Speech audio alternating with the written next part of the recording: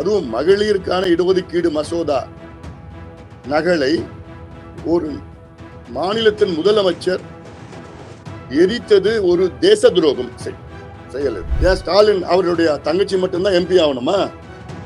சாதாரண பெண்கள்லாம் எம்பி ஆகக்கூடாது, எம்எல்ஏ ஆகக்கூடாதா? 40 ஆண்டு கால கனவு சட்டமன்றத்திலும் நாடாளுமன்றத்திலும் பெண்களுக்கு குறைந்தது 33 விழுக்காடு இடஒதுக்கீடு வேண்டும் என்று எத்தனையோ போராட்டங்கள் நடைபெற்றது.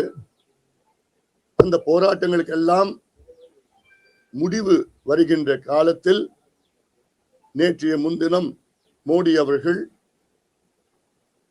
அவருடைய அரசு நாடாளுமன்றத்திலே மக்களவையிலே பெண்களுக்கு இடஒதுக்கீடு மசோதா, இடஒதுக்கீடு என்றால் பெண்களுக்கு சட்டமன்றத்திலும் நாடாளுமன்றத்திலும் குறைந்தது 33 விழுக்காடு இடஒதுக்கீடு வழங்குகின்ற ஒரு சட்டம் இது.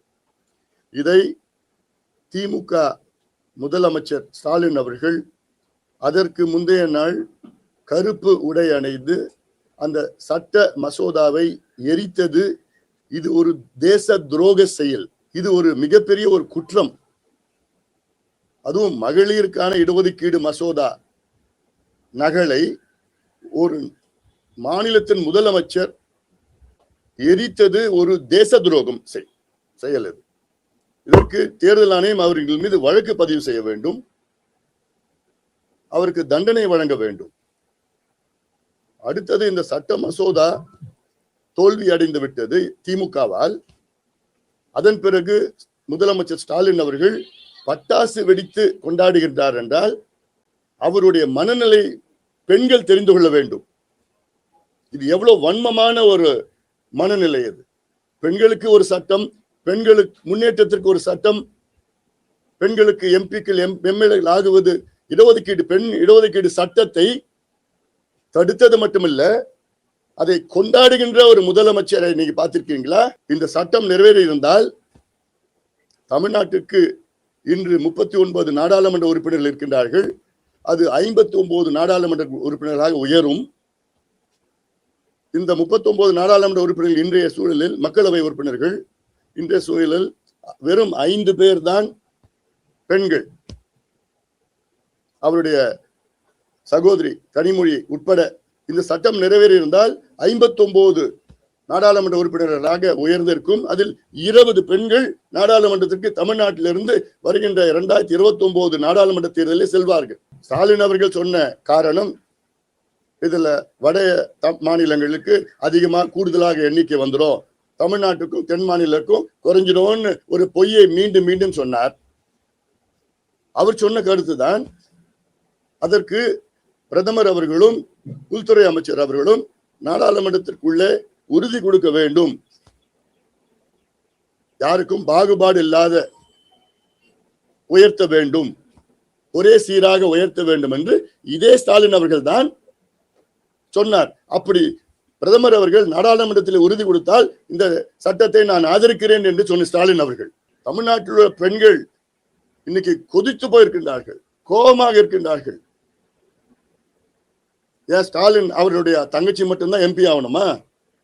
சாதாரண பெண்கள்லாம் எம்பி ஆகக்கூடாது, எம்எல்ஏ ஆகக்கூடாதா?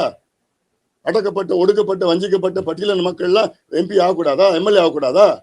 ஒரு பக்கம் பெண்களுக்கு பாதுகாப்பு இல்லை, மற்றொரு பக்கம் பெண்கள் உரிமைகளுக்கு வந்த சட்டத்தை ஸ்டாலின் அவர்கள் கெடுத்தது மட்டுமல்ல, அது கொண்டாடுறாரு. இன்னும் தீபாவளி வந்துருச்சாமே, என்ன கொண்டாட்டம் முதலமைச்சர் அவர்களே? தமிழக மக்கள் எல்லாம் நாங்கள் வெட்கப்பட வேண்டும், இப்படி ஒரு முதலமைச்சர் நாங்கள் வச்சிருக்கிறோம். அந்த நகலை எரிக்கிறாரு, தோல்வி அடைந்தோன்னு கொண்டாடுறாரு. நிச்சயமாக மக்கள் பார்த்துட்டு தான் இருக்கிறாங்க, பெண்கள் பார்த்துட்டு தான் இருக்கிறாங்க. அதாவது பெண் சிசுவை கருவிலே கொலை செய்திருக்கின்றார் ஸ்டாலின் அவர்கள். அதுக்கு ஈடான ஒரு செயலை செய்திருக்கின்றார் ஸ்டாலின் அவர்கள். அவர்களை பெண் யாருமே மன்னிக்க கூடாது, பெண்கள் மட்டும் இல்ல, ஆண்களும் மன்னிக்க கூடாது.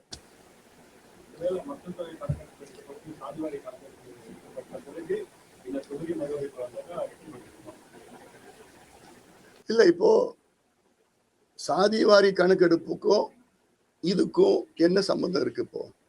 இப்போ இது பெண்களுக்கு இடஒதுக்கீடு, இது ஓபிசி அந்த மாதிரி பிரச்சனை வரல இல்லை. பெண்களுக்கு ஆண் பெண் இதுல எல்லா சென்சஸ்லயும் வந்துட்டு இருக்கு. போன சென்சஸ்லயும் இருக்கு. இந்த சென்சஸ்ல திடீர்னு 2011 எத்தனை ஆண்கள் எத்தனை பெண்கள் தெரியுது நமக்கு. அதுல பெருசா ஒரு மாற்றம் வரப்போறது கிடையாது. இந்த 15 வருஷத்துல ஐயோ பெண்கள் 10% கூடிட்டாங்க இல்ல குறைஞ்சிச்சுன்னா ஒன்றும் வரப்போறது இல்லை. அதனால இது பண்ணிடலாம். ஏன்னா அடுத்த 2029 மக்களவை தேர்தலில் வந்ததுன்னா நல்லது தானே, தமிழ்நாடுக்கு நல்லது தானே. இப்போ வரும் 5 பெண்கள் தானே இருக்கிறாங்க. 20 பெண்கள் இடஒதுக்கீட்டுல பொது தொகுதியில போட்டிடலாம் அவங்க.